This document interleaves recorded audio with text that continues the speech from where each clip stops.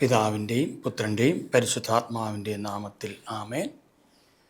ഈശോയിൽ ഏറ്റവും സ്നേഹമുള്ളവരെ, നമ്മളിന്ന് പ്രധാനമായിട്ട് ചിന്തിക്കുന്ന ഒരു കാര്യം യേശു ക്രിസ്തുവിൻ്റെ രണ്ടാമത്തെ വരവിന് കത്തോലിക്ക സഭയിലുള്ള പ്രസക്തിയെക്കുറിച്ചാണ് നമ്മൾ ചിന്തിക്കുന്നത്. യേശു ക്രിസ്തുവിൻ്റെ രണ്ടാമത്തെ വരവിന് വേണ്ടി കത്തോലിക്ക സഭയിൽ ഒരുങ്ങുന്ന ഒരുപാട് സഹോദരങ്ങളുണ്ട്.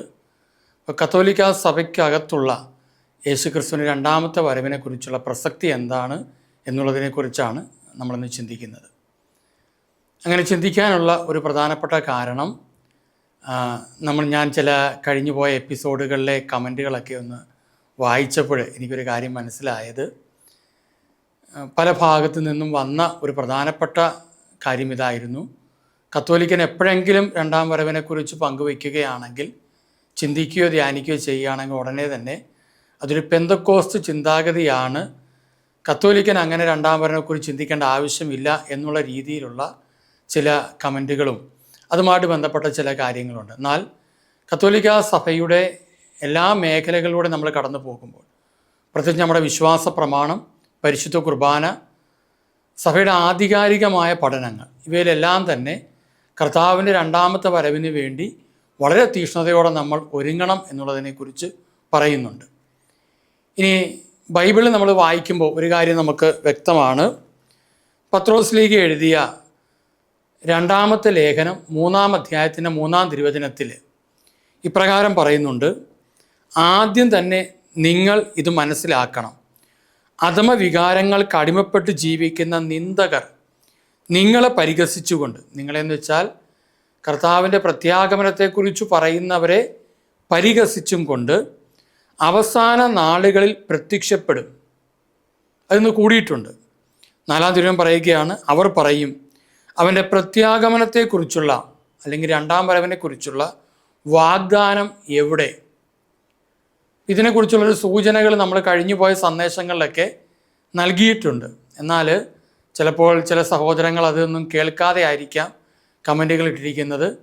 ചിലർ പറയുന്ന ഒരു കാര്യം, ഞാൻ കമൻറ്റിൽ പറയുന്ന ഒരു കാര്യത്തിന് ഉത്തരം തരികയല്ല, സ്വാഭാവിക നിലയിൽ ചിലപ്പോൾ ചിലരുടെ ഒരു ചിന്താഗതി, കോമൺ ആയിട്ട് തന്നെ കത്തോലിക്ക സഭയ്ക്കകത്തുള്ള പലരുടെ ഒരു ചിന്താഗതി ഇങ്ങനെയാണ്: കർത്താവിൻ്റെ രണ്ടാമത്തെ വരവിനെക്കുറിച്ച് നമ്മൾ അറിയേണ്ട ആവശ്യമില്ല, അത് മൊത്തം പറയുന്നത് മറ്റ് സഭകളാണ്, പ്രത്യേകിച്ച് പെന്തക്കോസ്ത് സഭകളാണ്. അതുകൊണ്ട് കത്തോലിക്കൻ ഇങ്ങനെ അത്യാവശ്യം പ്രാർത്ഥനയും പള്ളിപ്പോക്കും മറ്റ് തിരുനാൾ ആഘോഷങ്ങളും നൊവേനയും മറ്റുള്ള ഏതെങ്കിലുമൊക്കെ കാര്യസാധ്യ പ്രവർത്തനങ്ങളുമായിട്ടൊക്കെ പോയാൽ മതി, എന്നാൽ അവൻ നിത്യതയെക്കുറിച്ച് ചിന്തിക്കേണ്ട എന്നൊരു ചിന്താഗതി ഇന്ന് പലപ്പോഴും നമ്മുടെ ഇടയിൽ ഉണ്ടെന്ന് തോന്നുന്നു.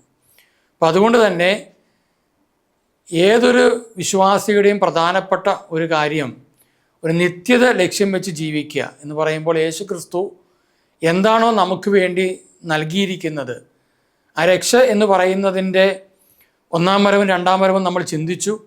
അപ്പോൾ യേശു ക്രിസ്തുവിൻ്റെ ഒന്നാം വരവിൽ നമ്മൾ കണ്ട ആ രക്ഷാകര മേഖലകളുടെ പൂർത്തീകരണം സാധ്യമാകുന്നത് യേശു ക്രിസ്തുവിൻ്റെ രണ്ടാമത്തെ വരവും കൂടി നമ്മൾ ധ്യാനിക്കുകയും അതിനുവേണ്ടി കാത്തിരിക്കുകയും ചെയ്യുമ്പോഴാണ്. അതുകൊണ്ടാണ് ഹെബ്രായരുടെ ലേഖനം 9:28 നമ്മളിങ്ങനെ വായിക്കുന്നു: മനുഷ്യൻ ഒരു പ്രാവശ്യം മരിക്കണം. 27-ാം തീയതി പറയുകയാണ്, മനുഷ്യൻ ഒരു പ്രാവശ്യം മരിക്കണം, അതിനുശേഷം വിധി എന്ന് നിശ്ചയിക്കപ്പെട്ടിരിക്കുന്നു. എന്നിട്ട് പറയുകയാണ്, അതുപോലെ തന്നെ ക്രിസ്തുവും വളരെ പേരുടെ പാപങ്ങൾ ഉന്മൂലനം ചെയ്യുന്നതിന് വേണ്ടി ഒരു പ്രാവശ്യം അർപ്പിക്കപ്പെട്ടു. ഇത് ഒന്നാം വരവിലുള്ള കാര്യമാണ്. അവൻ വീണ്ടും വരും, രണ്ടാമത് വരും, പാപപരിഹാരാർത്ഥമല്ല, തന്നെ ആകാംക്ഷാപൂർവം കാത്തിരിക്കുന്ന രക്ഷയ്ക്ക് വേണ്ടി. അപ്പോൾ നമ്മളിന്ന് ചിന്തിക്കുന്നത് കത്തോലിക്ക സഭയുടെ മേഖലകളിലൂടെ നമ്മൾ കടന്നു പോകുമ്പോൾ വിശ്വാസ പ്രമാണം നമ്മളൊന്ന് ചിന്തിക്കും. അവിടെ എവിടേക്കാണ് രണ്ടാം വരവിനെക്കുറിച്ച് പറഞ്ഞിരിക്കുന്നത്. പിന്നെ കത്തോലിക്ക സഭയിലുള്ള 3 റീത്തുകളാണ് കേരളത്തിൽ പ്രധാനമായിട്ടുള്ളത്: സിറോ മലബാർ, മലങ്കര, ലാറ്റിൻ. അപ്പോൾ അതിലുള്ള ഭാഗങ്ങൾ നമ്മൾ ചിന്തിക്കും. അപ്പോൾ പരിശുദ്ധ കുർബാനയിൽ എവിടെയെല്ലാം അത് രേഖപ്പെടുത്തിയിട്ടുണ്ട് എന്നുള്ളത്, അത്യാവശ്യമായിട്ട് രേഖപ്പെടുത്തിയിരിക്കുന്ന സ്ഥലങ്ങളും അതിന് അനുബന്ധമായ വചനങ്ങളും നമ്മൾ ചിന്തിക്കും. കാരണം വചനമില്ലാതെ ഒരിക്കലും ഒരു ആശയം അവിടെ കൊണ്ടുവന്നത് കൊണ്ട് ഒരിക്കൽ പോലും നമുക്ക് മുന്നോട്ട് പോകാൻ സാധ്യമല്ല. കാരണം സഭയുടെ എല്ലാ പ്രവർത്തനങ്ങളും അല്ലെങ്കിൽ സഭയുടെ എല്ലാ മേഖലകളും ദൈവവചനത്തിൽ അധിഷ്ഠിതമാണ്. നമ്മളൊരു കാര്യം മനസ്സിലാക്കേണ്ടത്, സഭ ഇല്ലെങ്കിൽ ക്രിസ്തുവില്ല എന്ന് ചിന്തിക്കുന്ന ഒരു കൂട്ടരുന്നുണ്ട്. സഭ ഉള്ളത് കൊണ്ടാണ് ക്രിസ്തു ഇവിടെ ഉള്ളത്, അങ്ങനെ ചിന്തിക്കുന്ന കുറേ പേരുണ്ട്. എന്നാൽ നമ്മൾ ആരും തിരിച്ചറിയണം, സഭയില്ലെങ്കിലും ക്രിസ്തു ഉണ്ടെങ്കിൽ സഭയുടെ പ്രസക്തി വരുന്നത് ക്രിസ്തു ഉള്ളത് കൊണ്ടാണ്. അപ്പം ക്രിസ്തു ഇല്ല എങ്കിൽ സഭ ഒരു സംഘടനയോ ഒരു സാമൂഹിക പ്രവർത്തന മേഖലയായിട്ട് മാറും. കാരണം ക്രിസ്തു പറഞ്ഞിരിക്കുന്ന വാക്കുകളെ ഫോളോ ചെയ്തു പോകുന്ന ഒരു വ്യക്തിയാണ് യഥാർത്ഥ സഭാവിശ്വാസി എന്ന് പറയുന്നത്. കാരണം നമ്മുടെ വിശ്വാസത്തിൻ്റെ അടിസ്ഥാനം അതാണ്. അപ്പോൾ പലപ്പോഴും പലരും ചിന്തിക്കുന്ന ഒരു ചിന്താഗതി ഇങ്ങനെയാണ്, ക്രിസ്തുവിനിവിടെ മുന്നോട്ട് പോകണമെങ്കിൽ സഭ വേണം എന്നൊരു ചിന്താഗതി പലപ്പോഴും കിടപ്പുണ്ട്. എന്നാൽ ക്രിസ്തു സഭ രൂപപ്പെടുത്തിയത് എന്തിനാണെന്ന് വെച്ച് കഴിഞ്ഞാൽ, ഓരോ വ്യക്തിയും രക്ഷയുടെ അനുഭവത്തിലേക്ക് കടന്നു വരാൻ വേണ്ടി സഭയിലൂടെ എന്ത് ചെയ്യുന്നു, ക്രിസ്തുവിനെ അറിയുന്നു എന്നുള്ളതാണ്.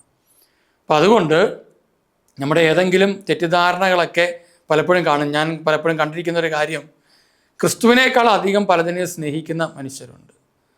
അപ്പോൾ അതുകൊണ്ട് തന്നെയാണ് നമ്മൾ ബൈബിളിൽ അതിൻ്റെ മേഖല വായിച്ചു വരുമ്പോൾ കാണാൻ പറ്റുന്നത്, വിശ്വാസ പ്രമാണത്തിൻ്റെ മേഖല നമ്മളൊന്ന് ആദ്യമായിട്ടൊന്ന് ചിന്തിക്കുകയാണ്. വിശ്വാസ പ്രമാണത്തിൻ്റെ മേഖലയിലേക്ക് വരുമ്പം എല്ലാ വിശ്വാസ പ്രമാണത്തിൻ്റെ എല്ലാ കത്തോലിക്ക സഭയുടെ വിശ്വാസ പ്രമാണങ്ങളെല്ലാം തന്നെ 2 വിശ്വാസ പ്രമാണങ്ങൾ നമ്മൾ ഉപയോഗിക്കാറുണ്ട്. ഒന്ന് അപ്പോസ്തലന്മാരുടെ വിശ്വാസ പ്രമാണം, മറ്റൊന്ന് നിഖ്യ വിശ്വാസ പ്രമാണം. ഇനി വിശ്വാസ പ്രമാണത്തിൽ നമ്മൾ പരിശുദ്ധ കുർബാനയിൽ ചൊല്ലുന്ന വിശ്വാസ പ്രമാണം എന്ന് പറയുമ്പം ദിവസേന ജപമാല പ്രാർത്ഥനയിൽ നമ്മൾ വിശ്വാസ പ്രമാണം ചൊല്ലാറുണ്ട്, പരിശുദ്ധ കുർബാനയിലും നമ്മൾ വിശ്വാസ പ്രമാണം ചൊല്ലാറുണ്ട്. അങ്ങനെ വരുമ്പോൾ ദിവസേന ഒരു വ്യക്തി ഉപയോഗിക്കുന്ന അല്ലെങ്കിൽ പ്രാർത്ഥിക്കുന്ന അല്ലെങ്കിൽ ചൊല്ലുന്ന വിശ്വാസ പ്രമാണം ഒരിക്കലും ഒരു പ്രാർത്ഥനയല്ല, വിശ്വാസത്തിൻ്റെ പ്രഖ്യാപനമാണ്. കാരണം നമ്മുടെ വിശ്വാസം നമുക്ക് പ്രഖ്യാപിക്കാമെന്നാണ് പറയുക. അപ്പോൾ അത് വിശ്വസിച്ചും കൊണ്ട് ചൊല്ലേണ്ട ഒരു കാര്യമാണ്. അങ്ങനെ വരുമ്പം ഞാനിത് വിശ്വസിച്ചും കൊണ്ടാണോ ചൊല്ലുന്നത് എന്നൊന്ന് പരിശോധിക്കുക എന്നുള്ളതാണ് ഈ സന്ദേശത്തിലൂടെയും കൂടെ നമ്മൾ മനസ്സിലാക്കുന്നത്. അപ്പോൾ അതിൽ നമ്മൾ ലാറ്റിൻ റൈറ്റിൽ ഇങ്ങനെയാണ് നമ്മൾ കാണുന്നത്. വിശ്വാസ പ്രമാണത്തിൻ്റെ ആദ്യ ഭാഗം നമ്മൾ വായിക്കുന്നത് ഇങ്ങനെയാണ്, ഏക ദൈവത്തിൽ ഞാൻ വിശ്വസിക്കുന്നു എന്നുള്ളതാണ്. ഏക ദൈവത്തിൽ. അങ്ങനെയെങ്കിൽ വിശ്വാസ പ്രമാണം ഒരു വ്യക്തിക്ക് ഫലവത്താകുന്നത് ഏക ദൈവ വിശ്വാസത്തിലേക്ക് കടന്നു വരുമ്പോഴാണ്. നമുക്കറിയാം, ലോകത്തിൽ അല്ലെങ്കിൽ കേരളത്തിൽ ഒരുപാട് മറ്റു മതങ്ങളിൽപ്പെട്ടവർ യേശു ക്രിസ്തുവിനെക്കുറിച്ച് പ്രസംഗിക്കുന്നുണ്ട്, പറയുന്നുണ്ട്, വചനം വരെ ഉപയോഗിച്ച് അവർ പറയുന്നുണ്ട്. പക്ഷേ നമുക്ക് പ്രധാനമായിരിക്കുന്നത് വിശ്വസിക്കുന്നുണ്ടോ എന്നുള്ളതാണ്. അപ്പോൾ അതുകൊണ്ടാണ് അവിടെ പറയുന്നൊരു വാക്കാണ് തുടങ്ങുന്നത് ഇങ്ങനെയാണ്, ഏക ദൈവത്തിൽ ഞാൻ വിശ്വസിക്കുന്നു. ഏക ദൈവത്തിൽ ഞാൻ വിശ്വസിക്കുന്നു. മാർക്കോസ് സുവിശേഷം 12-ാം അധ്യായം 29 യേശു പ്രതിവചിച്ചു, ഇതാണ് ഒന്നാമത്തെ കൽപ്പന, ഇസ്രായേലെ കേൾക്കുക, നമ്മുടെ ദൈവമായ കർത്താവ് ഏക കർത്താവ്. എന്ന് വെച്ചാൽ ഒരൊറ്റ കർത്താവേ ഉള്ളൂ. ഇനി ആ നിയമജ്ഞൻ പറയുന്നൊരു കാര്യമുണ്ട്. അത് കഴിഞ്ഞിട്ട്, ഗുരു അങ്ങ് പറഞ്ഞത് ശരി തന്നെ, അവിടുന്ന് ഏകനാണെന്നും അവിടുന്നല്ലാതെ മറ്റൊരു ദൈവമില്ലെന്നും അവിടുത്തെ പൂർണ്ണ ഹൃദയത്തോടും പൂർണ്ണ മനസ്സോടും പൂർണ്ണ ശക്തിയോടും കൂടെ സ്നേഹിക്കുന്നതും തന്നെപ്പോലെ തന്നെ അയൽക്കാരനെ സ്നേഹിക്കുന്നതും എല്ലാ ദഹനബലികളെയും യാഗങ്ങളെക്കാൾ മഹനീയമാണെന്നും അങ്ങ് പറഞ്ഞത് സത്യമാണ്. അപ്പോൾ ഈ ഏകദൈവ വിശ്വാസത്തിൽ ഒരു വ്യക്തി ഉറച്ചു നിന്നാൽ മാത്രമേ ആ വ്യക്തിക്ക് ശരിയായ സഹോദര സ്നേഹം ഉണ്ടാകത്തുള്ളൂ. അതുകൊണ്ടാണ് അവിടെ 2 കാര്യങ്ങൾ പറയുന്നുണ്ട്. ഒന്നാമത്തെ കൽപ്പന ഇതാണ്, ഏക വിശ്വാസത്തിലേക്ക് വരിക. യേശു ക്രിസ്തു മാത്രമാണ് ഏക ദൈവം എന്ന വിശ്വാസത്തിലേക്ക് വരിക. ആ വിശ്വാസത്തിലായിരുന്നു കൊണ്ട് നമുക്ക് കാണാം ഒരുപാട് ചാരിറ്റി പ്രവർത്തനങ്ങൾ എല്ലാ മതങ്ങളും ചെയ്യുന്നുണ്ട്. എന്നാൽ ക്രിസ്ത്യാനിയുടെ ചാരിറ്റി എന്ന് പറയുന്നത് എന്താണ്? പ്രധാനമായിട്ട് വിശ്വാസത്തിൽ, യേശു ക്രിസ്തുവിൽ അധിഷ്ഠിതമായ വിശ്വാസത്തിൽ നിറഞ്ഞു നിന്നും കൊണ്ടുള്ള ക്രിസ്തു സ്നേഹത്തിൻ്റെ പങ്കുവയ്ക്കലാണ്. അവിടെ നമ്മുടെ സ്നേഹം പങ്കുവയ്ക്കുമ്പോൾ അതിനകത്തൊരു കാരണമുണ്ട്. ഇവിടെ എഴുതിയിട്ടുണ്ട്, ഇവിടെ എഴുതി വച്ചിരിക്കുകയാണ്, തന്നെ പോലെ തന്നെ അയൽക്കാരനെ സ്നേഹിക്കുക. നീ നിന്നെ സ്നേഹിക്കുന്ന പോലെ തന്നെ നിൻ്റെ അയൽക്കാരനെ സ്നേഹിക്കുക. എന്ന് വെച്ചാൽ, ഞാനിപ്പോൾ ഒരു വ്യക്തിയെ സഹായിക്കാൻ തീരുമാനമെടുക്കുമ്പോൾ അയാൾക്കൊരു സഹായം ആവശ്യമാണല്ലോ. അങ്ങനെയെങ്കിൽ എനിക്ക് ഞാൻ അർഹതപ്പെട്ട് അല്ലെങ്കിൽ എൻ്റെ ജീവിതത്തിൽ എനിക്കുള്ള എല്ലാ സംവിധാനത്തിലൂടെയും ഞാൻ സഹായിക്കുന്ന വ്യക്തിയും കടന്നു പോകണമെന്നൊരു ചിന്താഗതി ഉണ്ടോ? അല്ലെങ്കിൽ ഞാൻ ആ വ്യക്തിയുടെ നേതാവും ആ വ്യക്തി എൻ്റെ മുമ്പിൽ ഒരു സഹായം തേടുന്നൊരു വ്യക്തിയും മാത്രമായി ഒരു വേർതിരിവ് അവിടെ കടന്നു വരുന്നു എന്നുള്ളതാണ്. ഞാൻ അതിൻ്റെ ഭാഗങ്ങളിലേക്ക് പോകുന്നില്ല. പക്ഷെ ഇത് മനസ്സിലാക്കേണ്ട ഒരു കാര്യം, ഏകദൈവ വിശ്വാസം നമുക്ക് ആവശ്യമാണ്. ഇനി ഏകദൈവത്തിൽ ഞാൻ വിശ്വസിക്കുന്നു. ഇനി അത് കഴിഞ്ഞ് നമ്മൾ ത്രിത്വത്തിൻ്റെ വിശ്വാസത്തെക്കുറിച്ചൊക്കെ നമ്മൾ വായിച്ചു വരുമ്പോൾ അവിടെ നമ്മൾ വീണ്ടും കാണുന്നൊരു കാര്യം, ഈ വിശ്വാസത്തിൽ പിശാചിനും വിശ്വാസമുണ്ടെന്നാണ് ബൈബിൾ പറയുക. യാക്കോസ്തീയുടെ പുസ്തകം 2-19 ദൈവം ഏകനാണെന്ന് നീ വിശ്വസിക്കുന്നു. ഇതുപോലെയാണോ നമ്മുടെ വിശ്വാസം എന്ന് പരിശോധിക്കണം. അത് നല്ലത് തന്നെ. ദൈവം ഏകനാണെന്ന് നമ്മൾ വിശ്വസിക്കുന്നു, നല്ലതാണ്. പിശാചുക്കളും അങ്ങനെ വിശ്വസിക്കുന്നു. വെച്ചാൽ അർത്ഥം എന്താ? പിശാചുക്കളും ഏകദൈവ വിശ്വാസിയാണ്. അതിൻ്റെ അർത്ഥം പിശാച് ദൈവമല്ല എന്നും അവനിൽ വിശ്വസിച്ചിട്ട് കാര്യമില്ല എന്നും ഈ അവസ്ഥയിൽ നമ്മൾ മനസ്സിലാക്കണം. കാരണം പിശാചിൻ്റെ വിശ്വാസം എന്താ? ദൈവം ഏകനാണ് എന്ന് വെച്ചാൽ ദൈവമായിട്ട് ഒരുവനേ ഉള്ളൂ. അങ്ങനെയെങ്കിൽ പിശാച് ദൈവമാണെന്ന് പറഞ്ഞു നടക്കുന്ന ഒരുപാട് പേരുണ്ട്. അപ്പോൾ പിശാച് തന്നെ പറയുകയാണ് ദൈവം മാത്രമേ ഏകനായിട്ടുള്ളൂ, അവനിലാണ് യഥാർത്ഥത്തിൽ വിശ്വസിക്കേണ്ടത്. പക്ഷേ അവൻ ജനത്തെ അജ്ഞതയിലാക്കിയിരിക്കുന്നത് കൊണ്ട് ജനങ്ങൾ പിശാചിനെയും വിശ്വസിച്ച് പിശാചിനെ ഭയപ്പെട്ട് ജീവിക്കുന്നു. അടുത്ത വാക്ക് പറയുകയാണ്, അവർ പിശാച് ഭയന്ന് വിറയ്ക്കുകയും ചെയ്യുന്നു. നമുക്ക് പിന്നെ വിറയലൊന്നുമില്ല. എൻ്റെ കാരണം എന്താണെന്ന് വെച്ചാൽ നമ്മുടെ വിശ്വാസത്തിന് ആഴമില്ലാത്തത് കൊണ്ടാണ്. പക്ഷെ പിതാവായ ദൈവത്തെ നമ്മൾ യേശു ക്രിസ്തുവിനെ പരിശുദ്ധാത്മാവിനെ ഒന്നും ഭയന്ന് വിറയ്ക്കേണ്ട ആവശ്യമില്ല. കാരണം നമ്മൾ അപ്പനും മക്കളുമാണ്, നമ്മൾ കർത്താവിൻ്റെ പ്രിയപ്പെട്ടവരാണ്.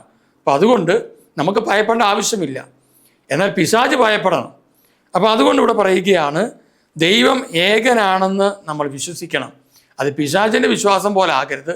പിന്നെയോ അപ്പൻ മക്കൾ ബന്ധത്തിലേക്ക് നമ്മൾ വന്ന് ശരിയായ വിശ്വാസത്തിലേക്ക് വരണം. അങ്ങനെ വിശ്വാസത്തിലേക്ക് വരുന്നൊരു വ്യക്തി ഏറ്റുപറയുന്നൊരു സത്യമാണ്, ജീവിക്കുന്നവരെ, വിശ്വാസ പ്രമാണത്തിലെ ഒരു വാക്കാണ്, ഞാനത് വായിച്ചു പോകാം. അവിടെ പറയുന്നത് ഇങ്ങനെയാണ്, പൊന്തിയോസ് പിലാത്തോസിൻ്റെ കാലത്ത് നമുക്ക് വേണ്ടി ക്രൂശിക്കപ്പെട്ടു. 1 വരെയുള്ള മേഖലയാണ്. പീഡകൾ സഹിച്ചു, മരിച്ച് അടക്കപ്പെട്ട് വിശുദ്ധ ലിഖിതങ്ങൾ അനുസരിച്ച് 3-ാം ദിവസം ഉയർക്കുകയും സ്വർഗത്തിലേക്ക് ആരോഹണം ചെയ്യുകയും പിതാവിൻ്റെ വലതുഭാഗത്തിരിക്കുകയും ചെയ്യുന്നു. ഇതുവരെ നടന്ന കാര്യങ്ങളാണത്. ഇനി നടക്കാൻ പോകുന്ന കാര്യം എന്താണ്? ജീവിക്കുന്നവരെയും മരിച്ചവരെയും വിധിക്കാൻ അവിടുന്ന് മഹത്വത്തോടെ വീണ്ടും വരും. ഇത് വിശ്വാസ പ്രമാണത്തിൽ പറയുന്നൊരു കാര്യമാണ്. ജീവിക്കുന്നവരെയും മരിച്ചവരെയും വിധിക്കാൻ അവിടുന്ന് മഹത്വത്തോടെ വീണ്ടും വരും. അങ്ങനെയെങ്കിൽ യേശുക്രിസ്തുവിന് 2ാമത്തെ വരവ് വിശ്വസിക്കാത്ത ഒരാളെ സംബന്ധിച്ചിടത്തോളം ഈ വിശ്വാസ സത്യം അതരം കൊണ്ട് ഏറ്റുപറയുന്നു എന്നുള്ളത് മാത്രമേ ഉള്ളൂ. പക്ഷേ അവരെ ഹൃദയത്തിൽ അത് വിശ്വസിക്കുന്നില്ല. ബൈബിളിൽ നമ്മളിങ്ങനെ ഒരു വാക്ക് കാണാനായിട്ട് സാധിക്കും. യെശയ്യാ പ്രവചന പുസ്തകം 29:13 കർത്താവ് അരുളി ചെയ്യുന്നു, ഈ ജനം വാക്കുകൊണ്ട് മാത്രം എന്നെ സമീപിക്കുകയും അതരം കൊണ്ട് മാത്രം എന്നെ ആരാധിക്കുകയും ചെയ്യുന്നു. സത്യത്തിൽ ഇതാ ഇപ്പോൾ സംഭവിക്കുന്ന കാര്യം. എന്താ? വാക്കുകൊണ്ട് മാത്രം എന്നെ സമീപിക്കുന്നു. വിശ്വാസ പ്രമാണം ചെല്ലുന്നുണ്ട്. ചിലർ പിന്നെ 33 ചെല്ലുന്നവരുണ്ട്, 40 ചെല്ലുന്നവരുണ്ട്.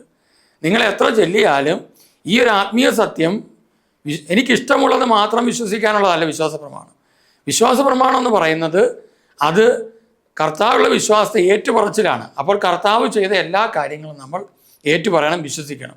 നമ്മൾ പറയുകയാണ് അതുകൊണ്ടാണ് നമ്മൾ ബൈബിൾ വായിക്കുന്ന കാര്യമാണ്, നിന്റെ ദൈവമായ കർത്താവിനെ പൂർണ്ണ ഹൃദയത്തോടും പൂർണ്ണ ആത്മാവോടും പൂർണ്ണ മനസ്സോടും പൂർണ്ണ ശക്തിയോടും. അപ്പം നമ്മൾ പറയുകയാണ് അതിന് മുകളിൽ ഭാഗം വരെ ഉള്ളത് മാത്രം ഞാൻ വിശ്വസിച്ചേക്കാം. എനിക്ക് 75% ഭാഗം വിശ്വാസ പ്രമാണത്തിൽ മതി, അത് കഴിഞ്ഞുള്ളത് ഞാൻ വിശ്വസിക്കുന്നില്ല. അങ്ങനെയെങ്കിൽ യാക്കോസ്തീയ പറഞ്ഞ 2-ാം അധ്യായത്തിലെ ഒരു വാക്ക് പ്രസക്തമാണ്, നിയമം മുഴുവൻ നിങ്ങൾ അനുസരിക്കുകയും എന്നാൽ ഒന്നിൽ വീഴ്ച വരുത്തുകയും ചെയ്താൽ നിങ്ങൾ എല്ലാത്തിലും വീഴ്ച വരുത്തിയിരിക്കുന്നു. എന്നോട് ഒരുപാട് പേര് ചോദിക്കാറുണ്ട്, ഞാൻ കത്തോലിക്ക സഭയിലാണ്, മറ്റു സഭകളൊക്കെ അങ്ങനെ ഇങ്ങനെ എന്തായിക്കൊള്ളട്ടെ അങ്ങനെ ചോദിക്കാറുണ്ട്, ഇത്രയും പ്രാർത്ഥിച്ചിട്ടും എന്താ അനുഗ്രഹത്തിലേക്ക് വരാത്തത്? ഇത്രയും ധ്യാനങ്ങൾ കൂടിയിട്ടും എന്താ അനുഗ്രഹത്തിലേക്ക് വരാത്തത്? ഇതിനെല്ലാം ഉത്തരം ഇവിടെ തന്നെ ഉണ്ട്. കാരണം നമുക്കിഷ്ടമുള്ളത് മാത്രം നമ്മൾ ദൈവത്തിന് സ്വീകരിക്കുന്നു, ദൈവം പറഞ്ഞ പൂർണ്ണതയിൽ നമ്മൾ മുന്നോട്ട് പോകുന്നില്ല എന്നുള്ളതാണ്. അപ്പോൾ അതുകൊണ്ട് നമ്മളിതൊന്ന് മനസ്സിലാക്കിയിരിക്കുന്ന നല്ലതാണ്. അപ്പോൾ അവിടെ പറയുകയാണ്, ഈ ജനം വാക്കുകൊണ്ട് മാത്രം എന്നെ സമീപിക്കുന്നു, അധരം കൊണ്ട് മാത്രം, ആ മാത്രം എന്നുള്ള വാക്ക് വളരെ പ്രസക്തമാണ് എന്നെ ആരാധിക്കുകയും ചെയ്യുന്നു. ഇവരെ ഹൃദയം എന്നിൽ നിന്ന് അകന്നിരിക്കുന്നു. എൻ്റെ നേർക്കുള്ള ഇവരുടെ ഭക്തി മനഃപ്പാഠമാക്കിയ മാനുഷിക നിയമമാണ്. എന്ന് വെച്ചാൽ വിശ്വാസപ്രമാണമൊക്കെ കാണാൻ പഠിച്ചു വെച്ചിട്ടുണ്ട്, അതുകൊണ്ടങ്ങ് ചൊല്ലുന്നതെന്ന് മാത്രമല്ല, അതിനകത്ത് എന്തൊക്കെ ഉണ്ടെന്ന് ആർക്കും അറിയത്തില്ല. ചിലപ്പോൾ നമുക്കുള്ളൊരു പ്രത്യേകത ഞാൻ കണ്ടിരിക്കുന്നത്, എല്ലാം അറിയാമെന്നുള്ളൊരു ഭാവം നമ്മുടെ ജീവിതത്തിൽ ഉണ്ടാകാൻ സാധ്യതയുണ്ട്. നമ്മളിനി വചനമൊക്കെ കേട്ട് വരുമ്പോൾ ഒരു കാര്യം പിടികിട്ടും. നമ്മൾ കഴിഞ്ഞു പോയ എപ്പിസോഡ് വരെ നമ്മൾ ചിന്തിച്ചത്, 8ാമത്തെ എപ്പിസോഡ് വരെ ചിന്തിച്ചു വന്നതിൻ്റെ തുടർച്ചയിലേക്ക് വരണമായിരുന്നു. എന്നാൽ ഇത് നമ്മൾ ഇതിൻ്റെ ഇടയ്ക്ക് ഒന്ന് കടന്നു വന്നതിൻ്റെ കാരണം, ഒരുപാട് പേര് ഈ കഥ അറിയാതെ ആട്ടം കാണുന്നത് പോലെ ചില മേഖലയുണ്ട് ഇതിനകത്ത്. കാരണം നമ്മളിത് ഇതിനകത്തുള്ള ഓരോ കാര്യവും പറഞ്ഞു വെച്ചിരിക്കുന്ന വചനത്തിൻ്റെ അടിസ്ഥാനത്തിലാണ്. ഞാനിവിടെ ഒരാശയവും നിങ്ങളോട് പറയുന്നില്ല, എനിക്കൊന്നും പറയാനില്ല. കാരണം നമ്മൾ ചിന്തിക്കുന്ന നമുക്കുള്ള ആശയങ്ങളെക്കാളും നമുക്കുള്ള മാനുഷിക ബോധ്യങ്ങളെക്കാളും നമ്മൾ ഞെട്ടിപ്പോകുന്ന അതീവമായ, എന്ന് വെച്ചാൽ ഇതുവരെ നമ്മൾ ചിന്തിക്കാത്ത, ഇനി വരാൻ പോകുന്നതുമായ, വന്നതും വരാൻ പോകുന്നതുമായ ഒരുപാട് കാര്യങ്ങൾ, സകല ആശയങ്ങളും സകല ഉപദേശങ്ങളും സകല ബോധ്യങ്ങളും ബൈബിളിൽ നേരത്തെ രേഖപ്പെടുത്തിയിട്ടുണ്ട്. നമ്മളിനി വ്യാജപ്രവാചകനെക്കുറിച്ചും പ്രവാചകനെക്കുറിച്ചും വ്യാജപ്രവാചകനെക്കുറിച്ചും ഒക്കെ ഇനി അടുത്തുള്ള എപ്പിസോഡുകളൊക്കെ നമ്മൾ ചിന്തിച്ചു വരും. ഇത് 2 പാർട്ടുകളായിട്ട് നമ്മൾ പോകുന്നു, ചിന്തിച്ചു വരും. അപ്പോൾ നിങ്ങൾക്കൊരു കാര്യം പിടികിട്ടും, മനസ്സിലാക്കാൻ പറ്റും, കർത്താവ് ഇങ്ങനെയൊക്കെയുള്ള കുറച്ച് വചനങ്ങൾ ബൈബിളുണ്ടായിരുന്നു, ഇത്ര വ്യക്തമായിട്ട് എഴുതി വച്ചിരിക്കുന്നത്. ഇപ്പം ഞാൻ ഉദാഹരണം പറഞ്ഞാൽ നമുക്ക് ചിന്തിക്കേണ്ട ഒരു മേഖലയാണ്. നമ്മൾ പറയും, വെളുപ്പിക്കുക എന്ന് പറഞ്ഞൊരു വാക്ക് ഈ ഇപ്പോഴത്തെ ചെറുപ്പക്കാരുടെ ഇടയിലും നാട്ടു നടപ്പിലും പറഞ്ഞൊരു വാക്ക് വെളുപ്പിക്കുക. ബൈബിൾ അതിൻ്റെ ഒരു വാക്കുണ്ട്, വെള്ളപൂശി എന്ന് പറഞ്ഞൊരു വാക്കുണ്ട്, വെള്ളപൂശി. അപ്പോൾ ഇതൊക്കെ നേരത്തെ കർത്താവ് കണ്ടുവച്ചിരിക്കുന്നതാണ്. നമ്മുടെ പ്രവർത്തനങ്ങളൊക്കെ കർത്താവിന് അറിയാം. അപ്പോൾ അതൊക്കെ ഒന്ന് മനസ്സിലാക്കി നമ്മൾ പോകുക എന്നുള്ളതാണ്. ഓക്കെ, അപ്പോൾ അതുകൊണ്ട് പഠിച്ചു വച്ചിരിക്കുന്നത് ചൊല്ലുക എന്നുള്ളതല്ല നമ്മുടെ പ്രധാനപ്പെട്ടത്. ആ പഠിച്ചു വെച്ച, അല്ലെങ്കിൽ വിശ്വാസം പറയുമ്പോൾ അതിൻ്റെ വാക്കുകൾ പറയും. ഇനി എവിടെയാണ് ബൈബിൾ അതുള്ളത്? 2 തിമോത്തി 4:1 ദൈവത്തിന് മുമ്പാകെയും ജീവിക്കുന്നവരെയും മരിച്ചവരെയും വിധിക്കാനിരിക്കുന്ന യേശുക്രിസ്തുവിന് മുമ്പാകെയും അവൻ്റെ ആഗമനത്തിൻ്റെയും രാജ്യത്തിൻ്റെയും പേരിൽ ഞാൻ നിന്നെ ഇപ്രകാരം ചുമതലപ്പെടുത്തുന്നു. ഇത് പൗലോസ് അപ്പോസ്തലൻ തിമോത്തിയോസിനെ ചുമതലപ്പെടുത്തുകയാണ്. എങ്ങനെയായിരിക്കണം നിങ്ങളുടെ വചന പ്രഘോഷണം എന്നതിനെക്കുറിച്ച് പറയുമ്പോൾ പറയുകയാണ്, ജീവിച്ചിരിക്കുന്നവരെയും മരിച്ചവരെയും വിധിക്കാനിരിക്കുന്ന യേശു ക്രിസ്തുവിൻ്റെ മുമ്പാകെ. അപ്പോൾ എപ്പോഴും നിങ്ങൾ ജീവിച്ചിരിക്കുന്നവരെയും മരിച്ചവരെയും വിധിക്കാനിരിക്കുന്ന യേശുവിനെ കൂടി മുന്നിൽ കാണണം. മുൻപ് നമുക്ക് വേണ്ടി മരിച്ച് പീഡകൾ സഹിച്ച് കഷ്ടപ്പെട്ട് ജീവിതം നയിച്ച് ഉത്ഥാനം ചെയ്ത് അത് കഴിഞ്ഞ് സ്വർഗത്തിലേക്ക് കയറിപ്പോയ, അല്ലെങ്കിൽ സ്വർഗത്തിലേക്ക് ചെന്ന് പിതാവിൻ്റെ വലതുഭാഗത്തിരിക്കുന്ന യേശു ക്രിസ്തുവിനെ കുറിച്ച് ചിന്തിക്കുന്ന പോലെ തന്നെ നിങ്ങളുടെ ചിന്തകൾ എന്ത് വേണം? ജീവിക്കുന്നവരെയും മരിച്ചവരെയും വിധിക്കാനിരിക്കുന്ന യേശു ക്രിസ്തുവിൻ്റെ മുമ്പാകെയാണ് ഇത് ചെയ്യുന്നുള്ള ബോധ്യം വേണം. അപ്പോൾ ആ വാക്ക് അവിടെ പറയുകയാണ്, ജീവിക്കുന്നവരെയും മരിച്ചവരെയും വിധിക്കാനിരിക്കുന്ന. ഇനി അടുത്ത അവൻ്റെ ആഗമനത്തിൻ്റെ 2ാം വരവാണ്, രാജ്യത്തിൻ്റെ, ദൈവരാജ്യം, കർത്താവിൻ്റെ 1000 വർഷത്തെ ഭരണം, ഇതെല്ലാം അതിനകത്ത് വരും. പേരിൽ ഞാൻ നിന്നെ ഇപ്രകാരം ചുമതലപ്പെടുത്തും. തുറന്നുള്ള വാക്കുകൾ പറയുന്നത്, വചനം പ്രസംഗിക്കുക, സാഹചര്യങ്ങൾ അനുകൂലമാണെങ്കിലും അല്ലെങ്കിലും ജാഗരൂകതയോടെ വർത്തിക്കുക, ജനങ്ങൾ ബോധ്യം ജനിപ്പിക്കുക എന്നുള്ള വാക്കുകൾ പിന്നെ തുടരുന്നുണ്ട്. അപ്പോൾ അവിടെ എടുത്തു പറഞ്ഞ വാക്കുകളൊക്കെ ഞാൻ കഴിഞ്ഞ സന്ദേശങ്ങളിലൊക്കെ പറഞ്ഞിട്ടുണ്ട്. ദയവ് ചെയ്ത് നിങ്ങൾ മുൻകാല സന്ദേശങ്ങളോടെ കേൾക്കുന്ന നല്ലതാണ്. കാരണം എങ്കിലേ അതിൻ്റെ തുടർച്ചയായിട്ട് നിൽക്കുന്നത് മനസ്സിലാക്കാൻ പറ്റൂ. പിന്നെ ചില ആൾക്കാരെ ഞാൻ കണ്ടിട്ടുണ്ട്, അവരെക്കുറിച്ച് ബൈബിളിലുള്ള കാര്യം ഞാൻ പിന്നെ പറഞ്ഞു പോകാം. ഈ വ്യാജ പ്രവാചകന്മാരുടെ കൂട്ടത്തിൽ ഒരു പ്രത്യേകതയുണ്ട്. ചിലർ ശുശ്രൂഷയിൽ പങ്കെടുക്കുന്നത് എന്തിനാണെന്നറിയാം? അവർക്ക് കുറേ കൊട്ടേഷൻ കിട്ടണം, വചനം കിട്ടണം, വേറെ എവിടെയെങ്കിലും പോയി ക്ലാസ് എടുക്കാൻ. അപ്പോൾ അവരെക്കുറിച്ച് ബൈബിളൊരു വാക്കുണ്ട്, വചനം മോഷ്ടിക്കുന്നവർ എന്ന് പറഞ്ഞൊരു വാക്കുണ്ട്. കാരണം എന്ന് വെച്ച് കഴിഞ്ഞാൽ ദൈവസന്നിധി കുത്തിയിരുന്ന് മെനക്കെട്ടിരുന്ന് ഇത് ചെയ്യാൻ താല്പര്യമില്ല. പിന്നെയോ ആരെങ്കിലും ക്ലാസ് എടുക്കുമ്പോൾ അതിനകത്ത് നിന്ന് കിട്ടുന്ന വചനമൊക്കെ എടുത്തുകൊണ്ട് പോയി അത് വെച്ചിട്ട് എളുപ്പമാർഗം ചെയ്യുന്ന ആൾക്കാരുണ്ട്. നിങ്ങളങ്ങനെ വചനം എടുക്കുന്നതിൽ യാതൊരു തെറ്റുമില്ല.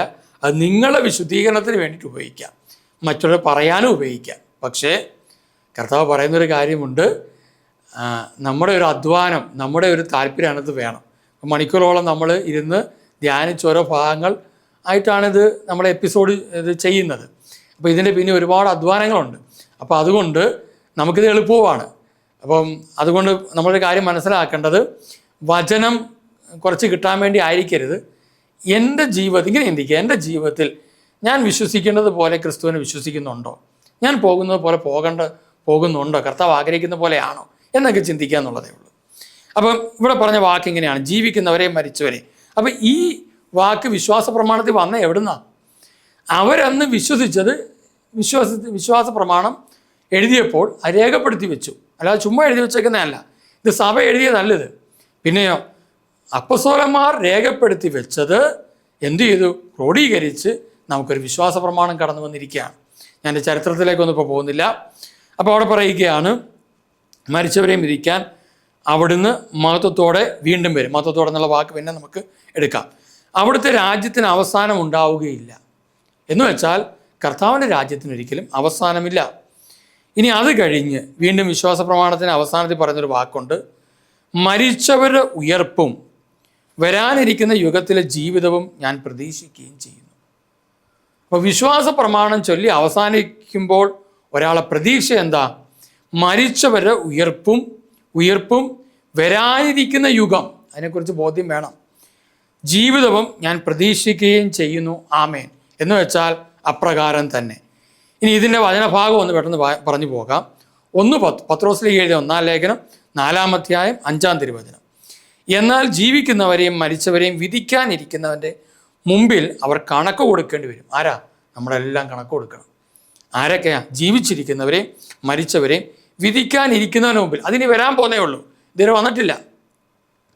അപ്പോൾ ഇനി ആർക്കെങ്കിലും ചില സംശയങ്ങളൊക്കെ ഞാൻ വായിച്ചു, കർത്താവ് ഉയർത്ത് കഴിഞ്ഞിട്ടല്ലേ അപ്പോഴത്തേക്ക് ഉയർത്തി എഴുന്നേറ്റ് വന്നപ്പോഴത്തേക്ക് 2-ാം വരെ വായില്ലേ എന്നൊക്കെ ഉള്ളത്.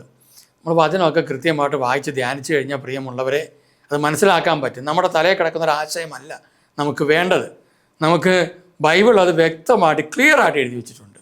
അപ്പോൾ അതുകൊണ്ട് മത്തായി സുവിശേഷം 22-29 നമ്മൾ വായിക്കുന്നില്ലേ, വിശുദ്ധ ലിഖിതങ്ങളോ ദൈവത്തിൻ്റെ ശക്തിയോ മനസ്സിലാക്കാത്തതിനാൽ അവർക്ക് തെറ്റുപറ്റി. എല്ലാവർക്കും കാണാതറിയാം, പക്ഷെ ഇത് മനസ്സിലാക്കേണ്ട പോലെ മനസ്സിലാക്കണം. നമുക്ക് പറ്റില്ല. ദൈവം നമ്മളെ സഹായിക്കണം. എളിമപ്പെടണം. നമ്മൾ അഹങ്കാരം ഉപേക്ഷിക്കണം.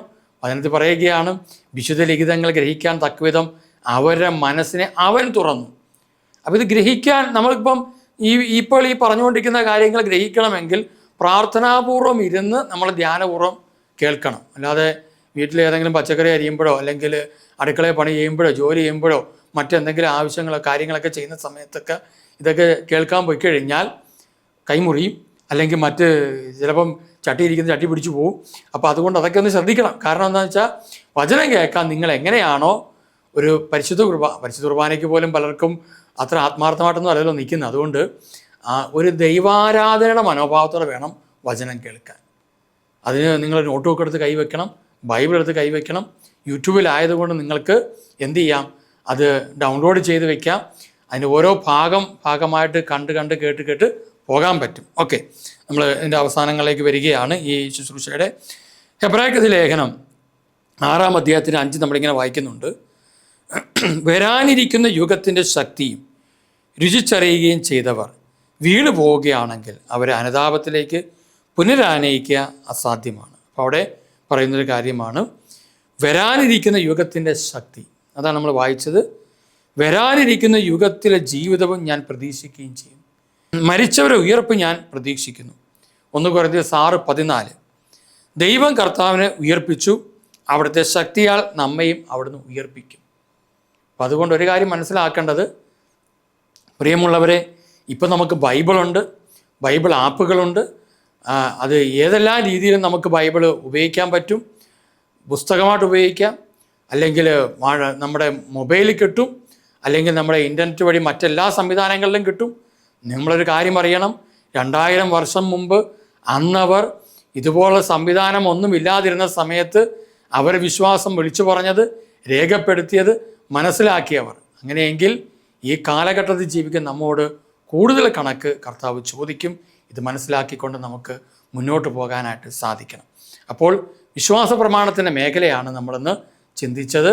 അപ്പം അതുകൊണ്ട് കത്തോലിക്ക സഭയിൽ എപ്രകാരമാണ് കർത്താവിൻ്റെ രണ്ടാമത്തെ വരവിനുള്ള പ്രസക്തി എന്നുള്ളതിനെക്കുറിച്ചുള്ള നമ്മളൊരു ഭാഗമാണ് ചിന്തിച്ചത്. നമുക്ക് ഒന്ന് പ്രാർത്ഥിക്കാം, കണ്ണുകളടയ്ക്കാം. കാരുണ്യവാനായ കർത്താവേ, ഞങ്ങൾ വിശ്വാസ പ്രമാണം അനുദിനം ചൊല്ലുന്നവരാണ്. എന്നാൽ ഞങ്ങളുടെ ജീവിതത്തിൽ വിശ്വസിക്കേണ്ട ശരിയായ വിശ്വാസ മേഖലയെക്കുറിച്ച് അറിവുണ്ടായിട്ടല്ല ഞങ്ങൾ പലപ്പോഴും ചെയ്യുന്നത്. യെശയ്യാ പ്രവാചകനിലൂടെ അങ്ങ് നേരത്തെ അരുളി ചെയ്തല്ലോ, വാക്കുകൊണ്ട് മാത്രം അങ്ങയെ സമീപിക്കുന്നു, അധരം കൊണ്ട് മാത്രം ആരാധിക്കുന്നു, ഹൃദയം അകന്നിരിക്കുന്നു. ഹൃദയത്തിൽ കിടക്കുന്ന വിശ്വാസത്തിൻ്റെ ഏറ്റുപറച്ചിലാകട്ടെ ഞങ്ങളുടെ വിശ്വാസ പ്രമാണ പ്രഖ്യാപനങ്ങൾ. അതിനുവേണ്ടി ഞങ്ങളെ ഒരുക്കണമേ. പിതാവായ ദൈവമേ, സ്വർഗീയ അപ്പ, ഞങ്ങൾക്ക് ഈ കാര്യങ്ങളൊക്കെ ഒന്ന് മനസ്സിലാക്കാൻ തക്കവിധം ഞങ്ങളുടെ മനസ്സിനെ അവിടുന്ന് തുറക്കണമേ. കർത്താവായ യേശുവേ, അവിടുത്തെ രണ്ടാമത്തെ വരവിന് വേണ്ടി ഒരുങ്ങുന്ന ഞങ്ങളുടെ ജീവിതത്തിൽ വലിയ ഒരു ഉണർവ് നൽകണമേ. കർത്താവിൻ്റെ വരവിന് വേണ്ടി ആകാംക്ഷാപൂർവ്വം കാത്തിരിക്കുന്ന ഞങ്ങളെ ഓരോരുത്തരെയും ഞങ്ങളുടെ വരവ് കാണുവാൻ തക്കവിധം ഞങ്ങളെ കൂടുതൽ പരിശുദ്ധിയിൽ ഒരുക്കണമേ. പരിശുദ്ധാത്മാവെ, ഞങ്ങൾ ഓരോരുത്തരെയും സഹായിക്കണമേ. പരിശുദ്ധാത്മാവെ, ഞങ്ങളെ വഴി നടത്തണമേ. ശരിയായ വചനത്തിൻ്റെ ബോധ്യങ്ങൾ ഞങ്ങൾക്ക് നൽകി ഞങ്ങളെ എളിമപ്പെടുത്തണമേ. പരിശുദ്ധ അമ്മേ, ഞങ്ങളെ സഹായിക്കണമേ. മിഖായേൽ, ഗബ്രിയേൽ, റഫേൽ ദൂതന്മാരെ ഞങ്ങൾ സഹായിക്കണമേ. കർത്താവ് ഞങ്ങൾക്ക് വേണ്ടി ഒരുക്കിയ കാവൽ ദൂതന്മാരെ അന്ധകാര ശക്തികളുടെ പോരാട്ടത്തിൽ ഞങ്ങളെ ഓരോരുത്തരെയും സഹായിക്കുകയും ഞങ്ങളോട് കൂടെ ആയിരിക്കുകയും ചെയ്യണമേ. പിതാവിൻ്റെയും പുത്രൻ്റെയും പരിശുദ്ധാത്മാവിൻ്റെയും നാമത്തിൽ ആമേൻ. ഈശോയിലെ ഏറ്റവും സ്നേഹമുള്ളവരെ, ഈ സന്ദേശം കേട്ടതിന് നിങ്ങൾക്കെല്ലാവർക്കും വളരെയേറെ നന്ദി. കർത്താവ് നിങ്ങളെ, നിങ്ങളുടെ കുടുംബത്തെ എല്ലാം സമർത്ഥമായിട്ട് അനുഗ്രഹിക്കട്ടെ. Praise the Lord. Thank you.